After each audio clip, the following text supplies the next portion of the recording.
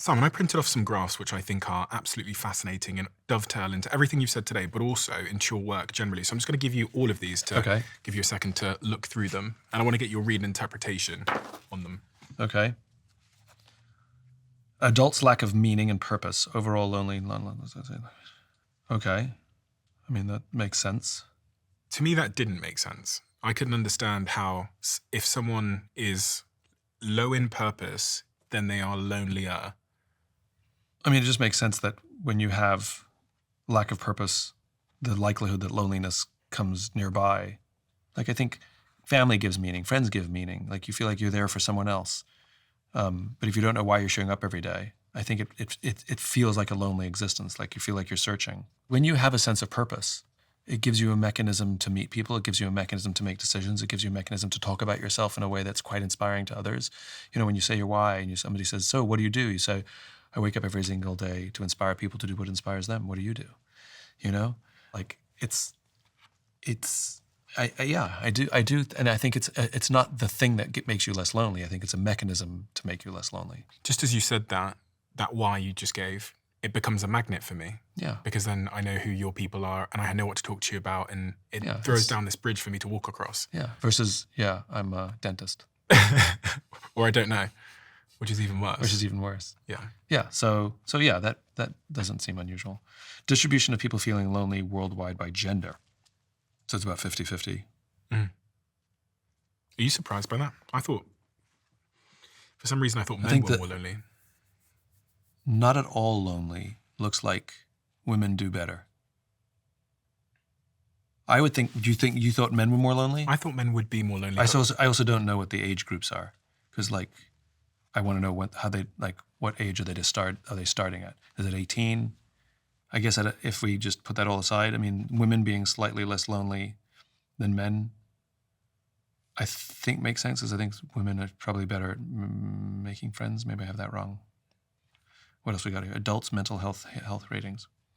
68% of people who have depression are lonely, and 67% of people who have anxiety are lonely. Do you think good mental health is a foundation for being not lonely, I guess? No. I think having somebody who cares about you is a foundation for not being lonely. And when you're in a period of strained mental fitness, it definitely can manifest as loneliness and anxiety. And the best way to manage through that period is to lean on the people who you know love you. That will help. So I don't think you can separate the two. So does it affect it? Of course it affects it. Can it make you withdraw from your friends? Of course it can. So I don't think you can separate the two. I read a couple of years ago that when people are lonely, they fall into a state of self-preservation because of some evolutionary sort of mechanism, which meant that if we were alone on the Serengeti in Africa, we would sleep worse, we'd become more selfish, we'd become more angry, our cortisol levels would be up, which means more inflammation. And this idea of self-preservation basically means that lonely people become more selfish, more bitter, more angry. And that's not conducive, ironically, with finding more friends, but it is conducive with survival. It is conducive with being able to fend for yourself. It's more conducive survival as an individual. Yeah. So like if you're in a deserted island and you're lonely and all those things and the cortisol rises and you become better at being on edge, which is a survival mechanism, right? But if you live in a community with other people, then it is counterproductive because we are social animals and I need you to help me and you need to help me. So if we live in tribe together and I'm the selfish asshole, you're not going to wake me and alert me to danger tonight. You're just going to leave me. So it's a though I think it's 100% true, in a social environment, it becomes counterproductive. And I think you're right. When somebody feels lonely, they do go into survival and they become paranoid and they think everybody's out to get them. But the problem is you don't live on a desert island. And that's one of the reasons I think it's dangerous. We're increasingly living on islands. The islands are different now. They're four walls in a white city. And it's so funny that so many of my friends are using this word loneliness. When 10, 20 years ago, it wasn't something that I heard frequently from adults, but now it seems to be also common. In fact, my masseuse yesterday was saying to me that she's lonely. And this is a woman that lives in Los Angeles, has people around her, but she's lonely. Yeah. And I remember when she went and because we had a conversation and I texted her and said, oh, thank you for being so open and stuff. I was thinking about like what advice I could give her. She's got no friends. She's in Los Angeles. She's desperate for friends. She doesn't have a partner anymore because she's had a divorce. What advice do you give someone? Is it take more risks? So it's easy to give the obvious advice, like you got to put yourself out there, right? But when you're in a period of loneliness and stress, it's hard to find that energy and that risk taking, right? Especially when you're down on yourself. We've all been there. I've definitely been there. But I think for me, what I've learned is to put myself second, meaning don't worry, don't try and solve my problem, but do I have somebody else who's lonely that I can help? Like, how do I help somebody else who's dealing with their loneliness? And it's the act of service that is so valuable. If you guys are talking and she has many clients and somebody else, and her willing to admit that I'm lonely, that one of her clients might say, me too. Like her ability to admit her loneliness out loud creates a safe environment for somebody else to admit the same. And then once she learns that they're lonely, now she can say, tell me about it. And then she can talk them through it and hold space for them. And her ability to help somebody else manage or understand their own loneliness will help her. So interesting, because one of the hallmarks of her personality, if you met this person, something she says to me every single time she comes over for the treatment, is that she doesn't like sharing herself with people because she thinks if people get to know her, they'll change. So literally, she's been my masseuse for many years now. And if people get to know her, they will change? She's scared about people knowing her. She's scared about people knowing the details of her life, so she guards it all. Wow. And it took me, and I'm someone that just asks way too many questions of every stranger I meet. It took me like 20 sessions just to figure out she had a family. I had no idea she had 2 kids. It took me, and when I asked her, her body language went like this. Yes, I have kids. And I was like, why are you so guarded with your information? Well, if people know who I really am and they know more about me, then they'll change, or they may not like me anymore, or they'll think differently about me, so I just keep it to myself. But I mean, this is the age-old problem. I mean, it's everything you said when people who are driven only by the thing that they want, versus the givers. And this is the age-old problem, which is I'm going to keep my walls up high. I never want to love anybody because then I'll get hurt. Yes. And then you just end up lonely and hurt. And this goes back to struggle, which is look, you and I both know that if somebody who chooses to go on an entrepreneurial venture or adventure, the statistics bear out that over 90% of all new businesses will fail in the first 3 years, right? What idiot would ever start a business, right? You have to be compelled by something else to make you do something with overwhelming statistical chance of failure, right? And it's opening yourself up to failure. That is the thing that makes it work, at least for a small percentage. It does. But it's the same for love, or a relationship or friendship, which is, it absolutely comes with risk. There's nothing risk-free. Like, yeah, some of them might change. Yes. Some of them might not like you for that. Yes. And the odds are equal that somebody will fall in love with you and love you and like you and think you're the best thing and think you're amazing.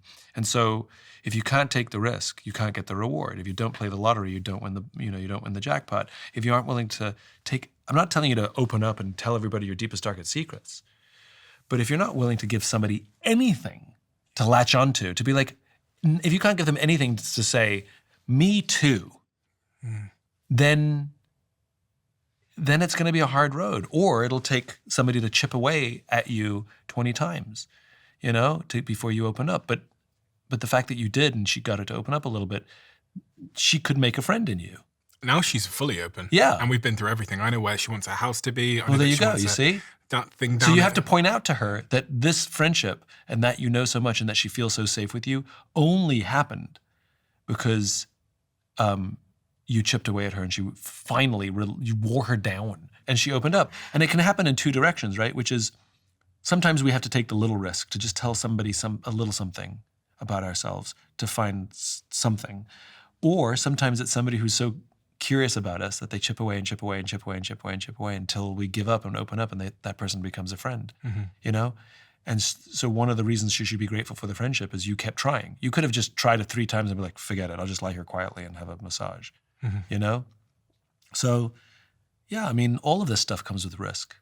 I could see it in her face, though. I could see... But you're also curious. Yeah, I can see this. She lucked out because you're curious about people. Is this what connection is? When you said me too, finding something to say me too with someone, is that the essence of what like connection is?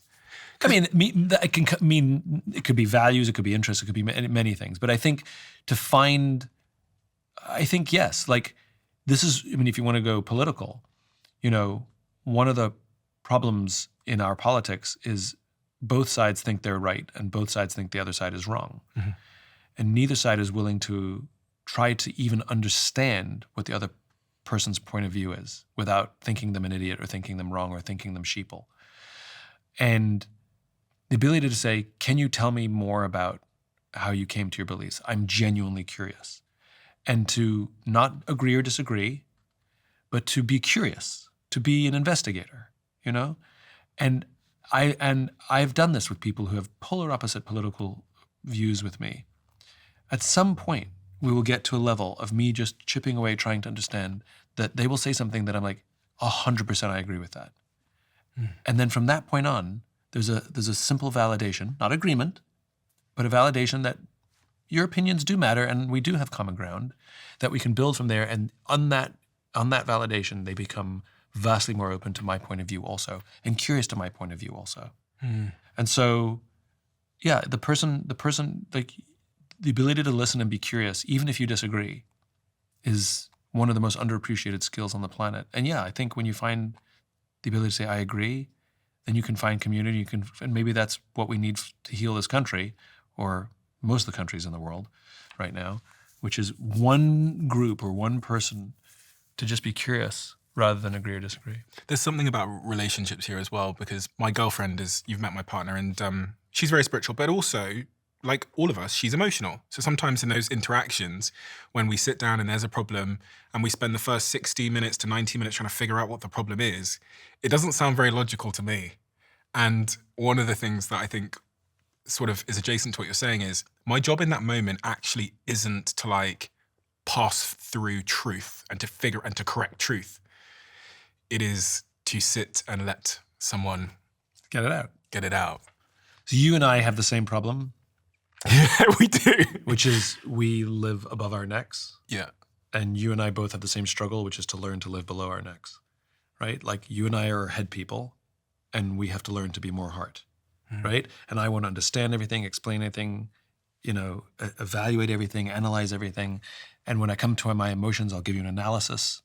When it comes to your emotions, I'll give you an analysis. And so I have to learn to be like, I feel this, and that's it. And I feel the same way. It's funny because I'm good at it with art. I always tell people, you don't have to understand art. I'll take you to a museum, I'll take you to a gallery. And if you look at a piece, and I know you're intimidated to come because you don't understand art or you don't understand music, whatever it is, and all you need to do, this is the only rule is, do you like it? I do. Why? I don't know, I just like it. That's it, you're done. You're done. I don't like it. Why? I don't know, I just don't like it. Great. Excellent. And now we're going to look at 4, 5, 6, 10 pieces that you like, and I'm going to see 4, 5, 6, 10 pieces that you don't like. And I'd be like, you like all of the Impressionists, and you hate all the old masters. So why don't we just go see more Impressionists? And so when your girlfriend opens up to you, you don't have to agree, you don't have to disagree. You just have to, and you and I both have to learn to stop thinking and to just like feel something. When somebody says, where do you feel it? I'm like, what? That's the stupidest question I've ever heard. Where do I feel it? And they've literally, like, I had somebody take me on this journey and she goes, you told me an emotion you have, Simon. You told me an emotion. Yes. Where do you feel it? In your body, where do you feel it? And I'm sitting there going, you've got to be kidding me, But all right, we'll go through this. All right. And she says, so you said you feel X. I'm like, yes. All right, where in your body did you have some sort of reaction? Here. What happened? It got a little tighter in my chest. Okay. And I went on this journey with my friend, it's my friend Bea Voce. She's incredible. And she took me on this journey and she does repair with couples and she's just incredible. And she helped me recognize that my body does react to my feelings. Tension in my shoulders, heavier breathing in my chest, clenching my fists, like my body does react. Mm-hmm. And so I'm learning to experience feelings beneath my neck when my inclination is to do everything above the neck. It's a hard skill. Oh my God, it's hard. And Especially so I have for men. And so when you meet spiritual people, they are all below the neck. And we think it's stupid, but they recognize that we have an ability to feel because we want to think about everything. And so we both have a lot to learn from each other, which is thinking about things has value. Not all the time. And so your girlfriend, because I know her ability to know her body when she has feelings, I think is way more, has a lot of value to you and to me. I think it's like the biggest opportunity that I have to form better relationships. Yeah. Change in number of posts for automation-prone jobs compared to manual-intensive jobs. So this is a graph that shows the drop in job postings online for jobs around automation. The knowledge work is going to get hammered by AI. I met a guy in Japan who he's one of the very few guys left, like 100 of them left, 150 of them left, who make samurai swords in the traditional samurai sword way you make them. You hammer them metal, and he folds his own metal, and he makes samurai swords. They made them the way they made them 200 years ago. And we went to his little workshop, and he's this little old guy, and he's telling us the story. Like, how did you do this? He's like, well, I had a desk job. I worked in a company, and I woke up one day. I was like, I can't do this. Like, this can't be my life. And I've always been enamored by sword making, so I found an apprenticeship and tried to learn. And I'm just starting to get the hang of it, but I have a lot of room for improvement. And we're like, how long have you been doing this? He said, 30 years. 30 years. But that's so Japanese. The Japanese, like, they'll never be good at this. I'll just keep working at it. And like, it's such hard work. But I think there's something to be said for, I think a lot of us, like, think about how many white knowledge workers, like, ask them what their hobbies are. And like, maybe there is an opportunity to learn a skill. I mean, look at lockdown. When we all went through lockdown, I mean, what skill did you practice during lockdown? What did you learn? DJing, running, cycling. DJing. Yeah. Right? I did kintsugi. What's that? It's the Japanese art of fixing broken things with gold. So basically, you take a broken plate or a broken cup, and you put it together, and with gold paint or gold epoxy, you put it together, and you make it. The whole concept is you can make something more beautiful.